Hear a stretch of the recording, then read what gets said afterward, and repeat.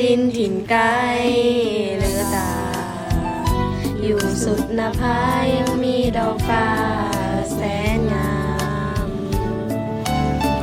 หากใครได้เห็นจะมัวหลงเฝ้าฝันพะวงหลงติดตามสาวเอ๋ยสาวงามงามเหลือใจงามจริงดังค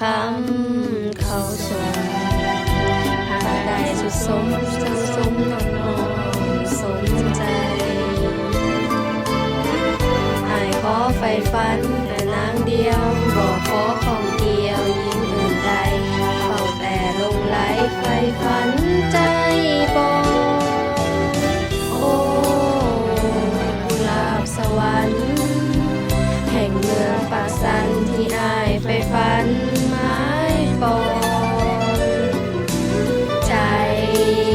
หวังได้เพียงประคอง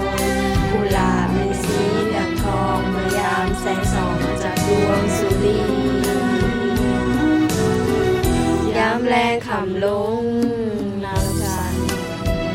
โอ้บริหารน้ำสันในหานใสและเห็นผู้สาวเจ้าล่องลอยหนุ่มป่าใหญ่น้อยลอยยืนขี่จุดแสงสุรีกับสีแสงจันทร์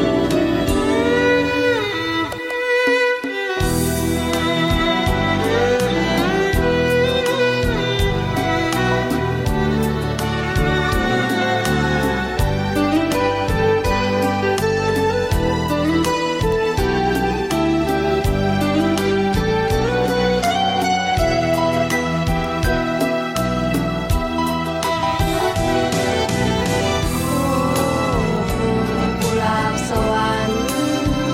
แห่งเมืองปากสันที่อายไฟฝันไม้ปอง